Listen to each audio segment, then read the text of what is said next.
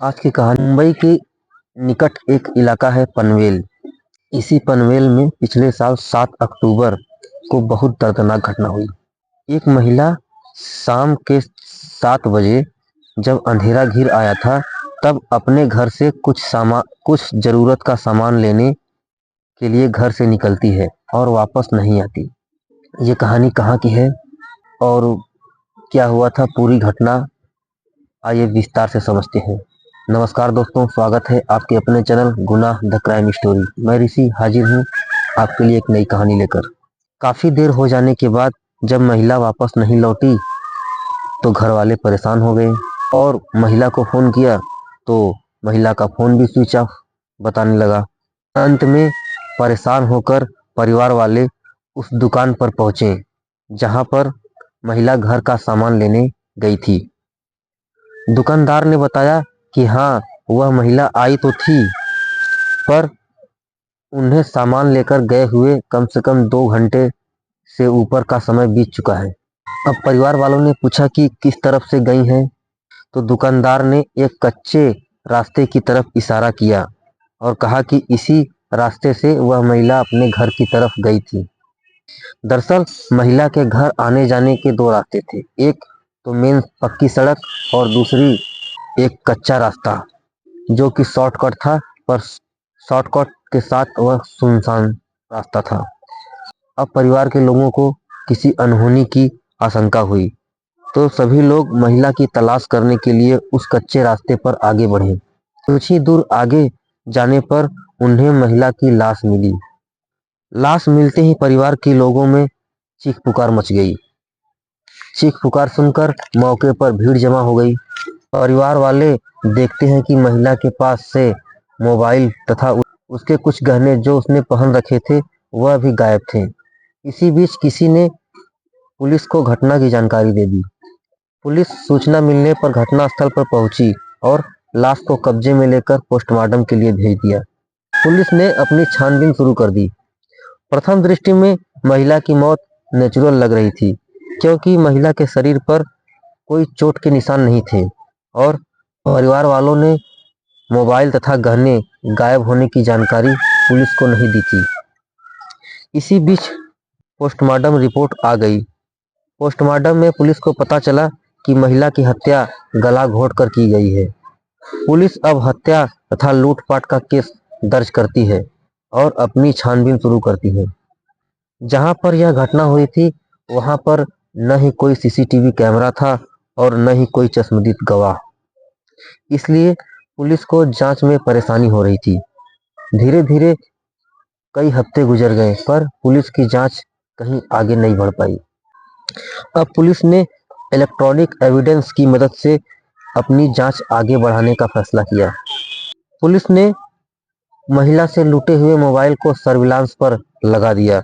साथ ही जहां पर यह घटना हुई थी उस जगह के उस वक्त का मोबाइल का डंप डाटा निकलवाया ताकि पता चल सके कि उस वक्त उस जगह पर कितने मोबाइल एक्टिवेट थे। पुलिस को डंप डाटा में पता चला कि उस वक्त करीब 2000 मोबाइल फोन उस घटना के समय उस एरिया के टावर से कनेक्टेड थे। पुलिस को अब इन्हीं 2000 नंबरों में से कातिल को ढूंढना था। पुलिस बारी बारी से उन नंबरों पर फोन करती और कातिल के बारे में पता करने की कोशिश करती। धीरे धीरे इस घटना को हुए 2 महीने का समय बीत गया पर पुलिस के हाथ अब भी खाली थे। पुलिस अपनी जांच कर ही रही होती है, तभी 2 महीने बाद महिला का लूटा हुआ मोबाइल मध्य प्रदेश के रीवा में स्विच ऑन होता है। पुलिस अब अपनी एक टीम रीवा भेजती है और उस आदमी को गिरफ्तार करती है जिसके पास महिला का लूटा हुआ मोबाइल था। पुलिस उस आदमी से पूछताछ करती है तो वह बताता है कि ये मोबाइल मेरा नहीं है, मुझे मेरे जीजा ने दिया है। उसका नाम शरद घनश्याम साहू है। वह मूल रूप से रीवा का ही रहने वाला है। पुलिस अब शरद घनश्याम साहू को गिरफ्तार कर मुंबई ले आती है। पूछताछ में वह कबूल करता है कि उसने ही महिला की हत्या की है। पुलिस पूछती है कि अच्छा ये बताओ कि हत्या जो तुमने की उसमें कितने रुपए तथा गहने लूटे। तब घनश्याम साहू जो कहानी सुनाता है वह वाकई में दिल दहला देने वाली है। दरअसल घनश्याम साहू पुलिस को जो कहानी बताता है वह वाकई में हैरान करने वाली है। घनश्याम साहू बताता है कि वह उस महिला को पसंद करता था। जब भी वह उस महिला को देखता तो उस महिला को लेकर उसके मन में गलत विचार आते थे और उस महिला के साथ वह शारीरिक संबंध बनाना चाहता था, जिसके लिए वह कई दिनों तक उस महिला का पीछा करता रहा। महिला को इस बात की जानकारी नहीं थी। तभी उस रात 7:30 बजे जब घनश्याम साहू ने उस महिला को दुकान पर देखा, तब घनश्याम साहू उस महिला का पीछा करने लगा। जैसे ही वह महिला सुनसान और कच्चे रास्ते से अपने घर की तरफ जाने लगी, घनश्याम साहू उसका पीछा करने लगा। बीच रास्ते में घनश्याम साहू ने महिला को रोककर उसके साथ रेप करने की कोशिश की। जब महिला ने विरोध किया, तब उसने गुस्से में आकर अपने गमछे से महिला की गला दबाकर हत्या कर दी। साथ ही उसका मोबाइल और गहने लेकर फरार हो गया, ताकि पुलिस को लगे कि घटना लूटपाट की है, और मोबाइल और गहने लेकर रीवा आ गया।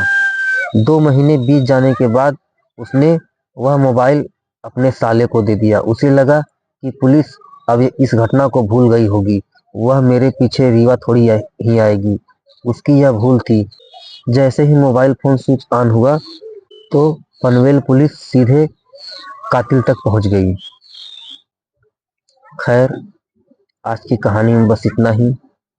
इसी तरह की क्राइम की कहानियां सुनने के लिए हमारे चैनल को लाइक, सब्सक्राइब और शेयर अवश्य करें।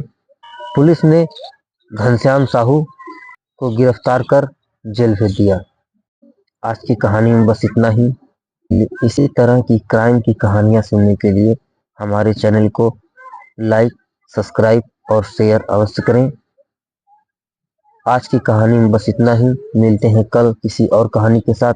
तब तक सावधान रहें, सुरक्षित रहें। जय हिंद, जय भारत।